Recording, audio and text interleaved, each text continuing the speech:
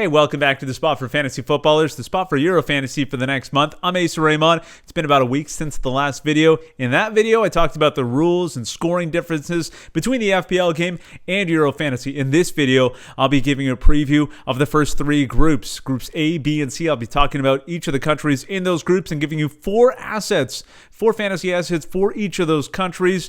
It's a lot of information, and it's all right here on the spot.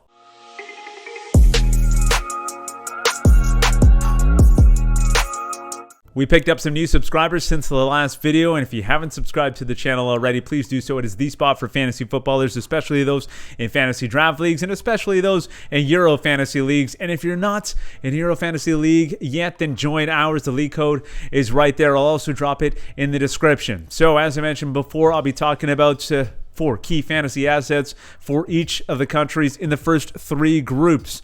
It's a lot of information, so get your notepad or pause as you go, and feel free to let me know what your lineup is like, or if you have any questions, feel free to let us know in the comments or hit me up on Twitter at thespot4ff or at Asa Rehman. And we'll start with Group A, where Turkey has allowed just 3 goals through the Euro qualification process. Defensively, very strong. On the attacking end, pretty good as well. Hakan Çalhanoğlu, a big reason why the AC Milan midfielder is 8.5 million euros for this tournament. And some people see that as a little bit too expensive. That's why not a lot of people are picking him up. But you look at the tape and you understand why. He takes their free kicks. He likes to hit from distance. You get the bonus point as well in this tournament for goals outside the 18. So Çalhanoğlu, I think, is a pretty good pickup for 8.5 million euros. Consider him a key contributor to their attack. The other person that you can count on to produce for Turkey is the striker Burak Yilmaz, a prolific scorer at Lille. He's got 16 goals in 28 appearances, and then with Turkey, he has 28 goals in 66 appearances. So those two, I think, are the two main ones for the Turkey attack. A third one I'm going to give you on the attack is someone that might come off the bench. I'm really curious to see how he's utilized, a younger, cheaper option for Turkey, and that's Enes Ünal. 6 million euros for him, the 24-year-old striker at Tafe. Just a flyer, really. If you're wanting to try something out and you want to try something with these early countries, the teams that are playing early, because if he doesn't work out, if he doesn't get onto the pitch for whatever reason, and they're not utilizing him at all, you can sub him out after their match, after that opening day match, and use someone else from your bench, and then you can make the transfer out. You'll have an idea. I think it's good to take flyers on players that are playing in the first few days, because you know how they're going to be used, and you might have something, right? If he does produce for them, you're laughing because you've already got the production. And then finally, I'm going to mention Zeki Çelik, 4.5 million euros. I was also thinking about using or mentioning Mary Demiral of Juventus here instead, but Çelik is 0.5 million cheaper, and the fullback can contribute on the attack as well. So that's why I'm going with Zeki Çelik to round out the 4 for Turkey. Moving on then to Italy, Ciro Immobile, a no-brainer here, prominent figure in their attack. The striker is 10 million euros, so not one of the cheaper options. You compare him to obviously Burak Yilmaz that we just mentioned. 2 million more, but a big reason why they have had 11 consecutive victories during their flawless Euro 2020 qualifying campaign. Immobile, a big part of that success.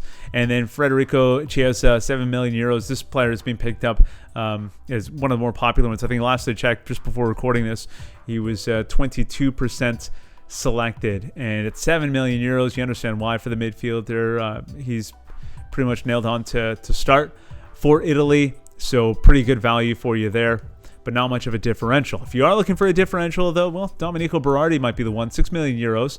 And an interesting player. I really like what he brings to the table. A unique skill set, left-footed player, likes to play on his off wing, cut in onto that left foot the way Arjen Robben used to do with the Netherlands. So that could be something that they really like, even if it's coming off the bench to provide that spark. He likes to get forward. So that's why I like Berardi at 6 million euros. And for Italy, they're playing, again, early on in the match day.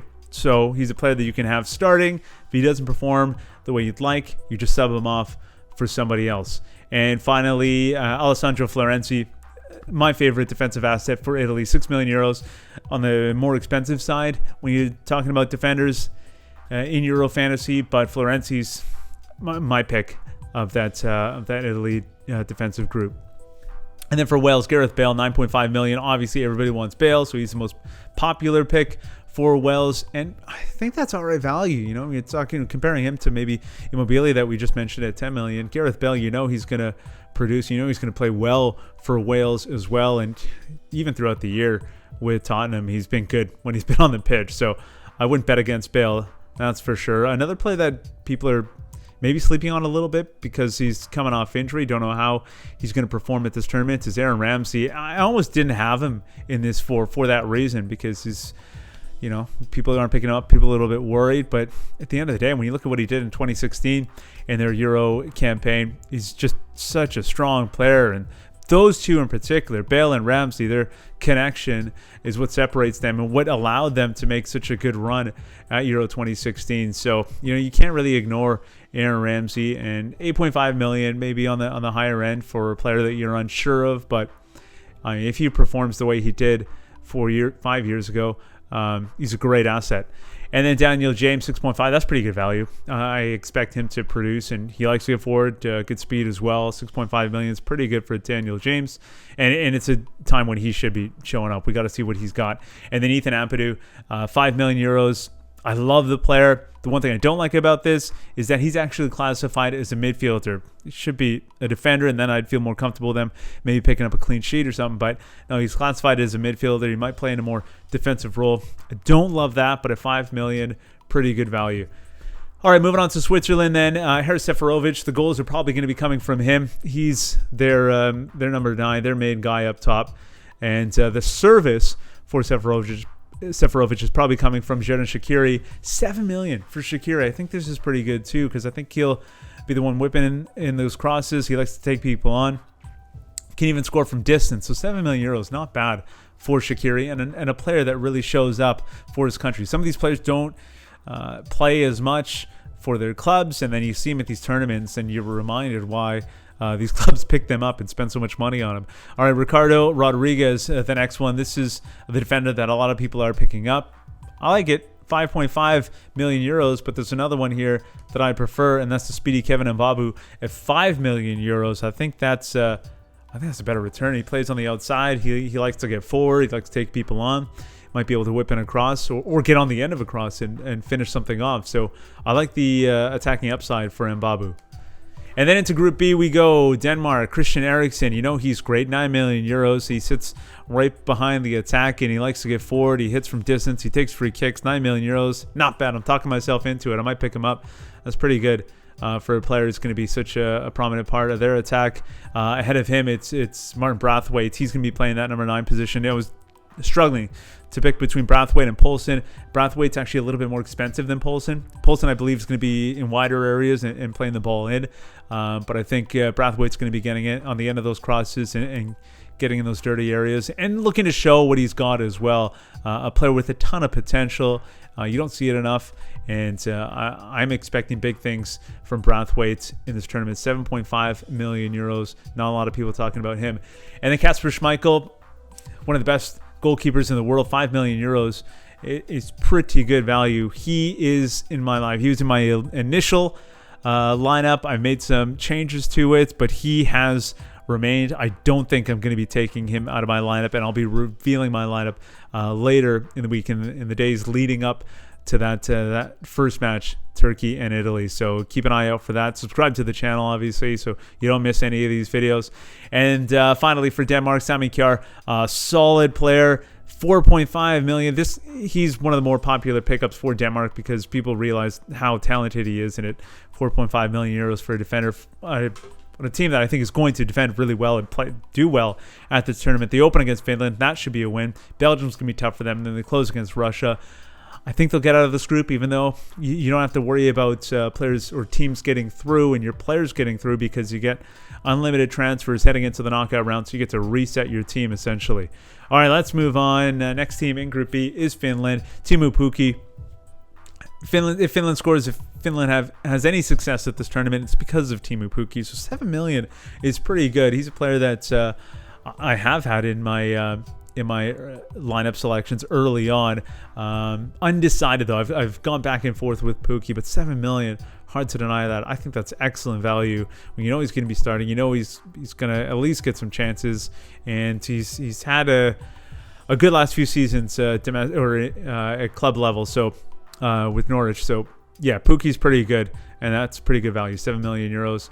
And then Glenn Kamara. This is a player that I researched a little bit, and I love the way he plays at Rangers. Big parts of their recent success. And Kamara sits right in the middle of the park. He likes to take people on. Really creative, fun player. Fun to watch anyway. So a good player to take a flyer on and maybe just watch what he does at this tournament. And then if he does produce, you get to say, yeah, I told you so. Kamara, my guy.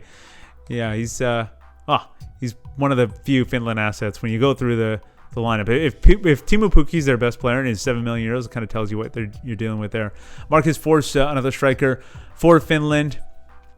They tend to play with two strikers, so he might be the seconds, or he's coming off the bench. But a young, talented player, helped Brentford get up to the Premier League. So an exciting young talent, and might get an opportunity to produce on the international stage here as well. The most popular asset, though, for Finland, guess who it is? Goalkeeper Lukas Hradecky at 4 million euros. I think he's mostly picked up because of value. So a lot of people picking him up for value. But with the way this tournament is set up and the fact that you can make these substitutions on the fly throughout the match week, I'm not crazy about Hradecky. I don't see them getting through this group. I don't see them winning any games. So if he's not picking up clean sheets, I'd rather spend an extra 0.5 or 1 million and get a better keeper that I think will produce. And if my starting keeper doesn't, I can swap him out and try somebody else.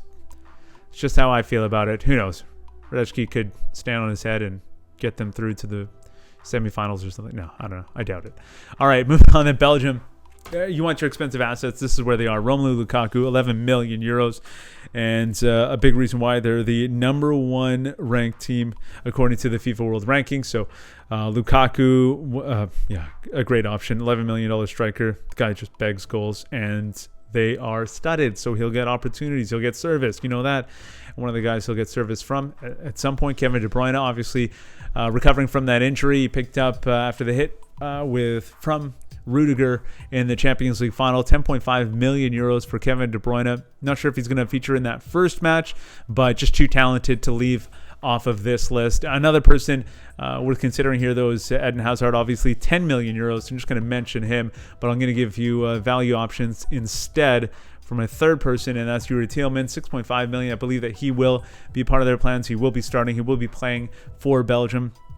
6.5 million euros. He'll be on the pitch for a team that I think is going to score a lot in this tournament. So he's got a chance to score, contribute to offensively or in the attack. So if you want a Belgium asset but you don't want to spend a lot of money on it, yeah, Tielemans might be your guy. Defensively, you got a wide variety of options here for Belgium, but Toby Alderweireld is the one that I'm going with. Young Vertonghen there as well, but Alderweireld, I think 32 years old. The other one's getting a little bit up there, 5.5 million for Alderweireld, so he's the one that I'm going with, but take your pick with them.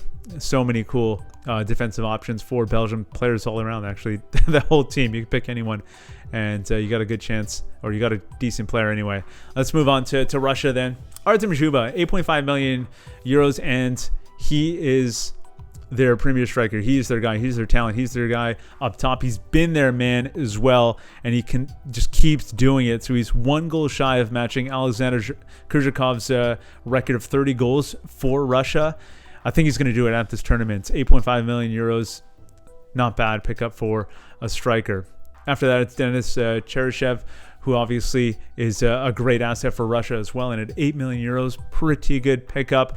It's a tough group for them, but Cheryshev, a quality asset, so pretty good option for you there. Another good one, 7.5 million for Alexander Golovin, who will sit just behind in that 10 role behind the attack and look to contribute as well. So Golovin is a pretty good asset for Russia. And then defensively, went with a value pick here.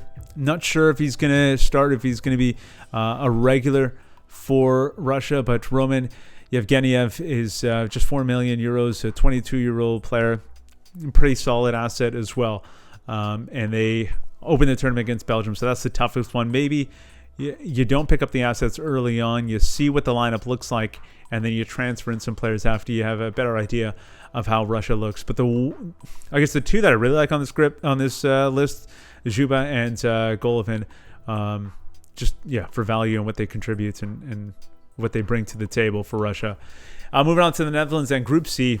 Last group that we're going to cover in this video. Memphis Depay is the one that everyone's picking up. 10 million euros for Depay, but he keeps performing. He picked up a goal in the friendly the other day as well against Scotland. So, Depay, an awesome asset. You should get a decent return for that 10 million euros. Georgino Wijnaldum is another player that a lot of people are picking up because he plays a little bit more advanced with Netherlands compared to how Liverpool utilizes him. I'm still a little bit hesitant, and I think for 8 million euros, you can go in other directions, like Sabitzer.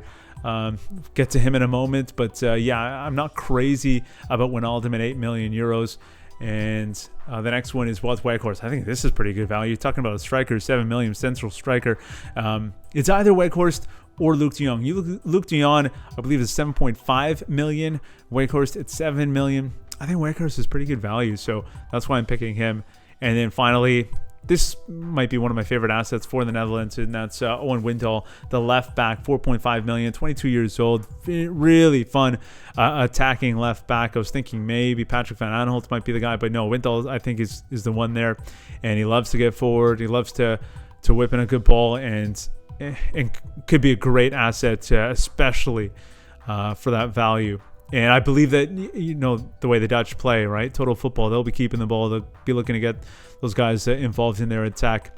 So that's really good value. Their first match against Ukraine, then it's Austria and North Macedonia. Worth mentioning here as well, they're playing at home for every single match as well. So that plays in their favor as well at Amsterdam for all three matches. And that North Macedonia match could be interesting. I wonder if they'll have to lock things up in the group, or how much they'll have to play for in that final match. So something to consider there. And let's move on to Ukraine then. Andrei Yarmolenko of West Ham, a very good player, 8.5 million euros, and a big part of Ukraine's attack. And then the striker, Roman Yaremchuk, at 7 million. That's pretty good value. He's going to play. He's going to contribute as well offensively. But the next one I really like, and a good bit of value, I think. Ruslan Malinovsky, he takes their free kicks. He's a free kick specialist for Atalanta, 7 million euros. There are a few of these. I think that we've mentioned a few already at 7 or 8 million euros. They're free kick specialists for their country. They're going to hit these, and you get the bonus points as well, right? So it's worth thinking about some of these guys. I don't know how many I dedicate to that in that value range, because there's really good assets, really good attacking options, but it's probably a good idea to have one or two in your lineup. And then finally, Alexander Zinchenko, Manchester City, 5.5 million euros, so not one of the cheaper defensive options. But remember, when he went to Manchester City, he was a midfielder initially, brought in, then moved out to left back. Looks great out there, but that he's got an offensive mind. He's got good attacking ability, and he's great on the ball as well. I wonder if Ukraine's going to try to utilize that and move him up the pitch a little bit. And he is classified as a defender, so that's encouraging as well. 5.5 million for Zinchenko, not bad. I think I might try to work him into my lineup. And then also in Group C is Austria. This is the one I wanted to mention. Marcel Sabitzer, quality player for Austria, just so much fun to watch. A really cool, exciting player. I want to work him into my lineup, and I think that's good value at that point. And then Marko Arnautovic is their striker, 7 million euros. I think that's pretty good as well. So some good value. Once you really start looking at these lineups and these rosters and who's playing where and how their country utilizes them, you see that there is value in this tournament, in this Euro fantasy game. David Alaba, he's the one he's the one that people are picking up. 5.5 million. It seems pretty good, but worth noting, he's classified as a midfielder. I'd prefer it if he's classified as a defender and would pick up a clean sheet. I don't know how involved he's going to get in the attack, so I'm a little bit curious to see what his fantasy numbers actually look like. I'd be hesitant with Alaba, even though it's enticing at 5.5 million euros. And then finally, Martin Hinteregger is the defender. 4.5 million euros. The thing I love about Hinteregger is he can score. He can get up. He can head at goal. He's got a few goals to his name, and I love that. So I think, especially in this Group C, if Austria were to get some goals, it'll probably come off set pieces, and he'll be up there available to nod those in. So yeah, Hinteregger, not bad, 4.5 million euros for the defender. And then finally, North Macedonia. Some people unsure of who's available here, who you're going with. Some pretty good, talented players, though. And it starts with Alexander Trajkovski, 7 million euros for Trajkovski. And he's a very good player. So, yeah, if he's your fourth or fifth midfielder, I think that's really good value. And we'll see how they perform, right? You'll get an idea after that first match. But, yeah, not bad. Really good asset, though. Really good value for North Macedonia is Goran Pandev, the striker. He's incredible. He's their goal scorer. He's their talisman. He's the guy. 6.5 million euros. Are you kidding me? I think that's excellent value for the veteran striker. And he's not slowing down. Maybe physically a little bit, but the guy still begs goals. So Pandev is 6.5 million euros. Great striker.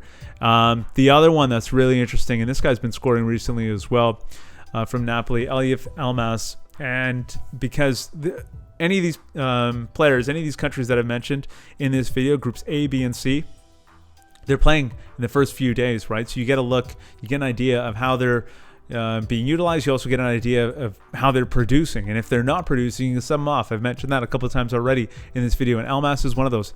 I think he's a quality player. He's so much fun to watch. He's easy on the eye, and he's got great vision as well when he plays at Napoli. And he's scored and he's produced for his country as well. So, it's 6 million euros if you can fit him in. I've mentioned a few of these value guys. You obviously don't fill your roster with them, but he's your fourth or fifth midfielder, and Elmas could be a great one to have. I mean, who knows? I think he's going to start. He's already scored for his country. If he scores in that opening match against Austria, if he begs to, you are laughing, because nobody else is picking up Elif Elmas, and there's a good chance he's confident going into the next match as well. We'll see how it goes. Let's not get too far ahead of ourselves here, but yeah, an enticing first game for North Macedonia against Austria, and Elmas is a great young player. And then finally, Alioski, 4.5 million euros. He's the name for the country, or one of the names you probably know Pandev as well, but yeah, Alioski, familiar name there, 4.5 million euros. So a good asset as well. Some North Macedonia options for you if you weren't aware already. And that wraps up the first preview video for the upcoming Euro 2020 tournament. I hope you enjoyed it. If you did, give it a like. And if you want to join the league, do so. The league code is there. It's also in the description below. If there's anything you'd like to see in these future videos, please let me know. Let me know in the comments, or hit me up on Twitter at TheSpot4FF or at Asa Rehman. And please subscribe to the channel. Also want to mention the next video be coming out soon over the weekend, Saturday, Sunday, might be Sunday night, depending how busy I get. But that'll be covering the last three groups. So groups D, E, and F, similar format to this one. And then after that, I'll be doing lineup preview videos. So one, maybe two heading into the week, and maybe we'll drop some streams as well. Let me know what you want to see, though, again, in the comments below. Enjoy the rest of your week, your weekend, whatever you're doing. Do it safely. Thanks so much for hanging out at The Spot.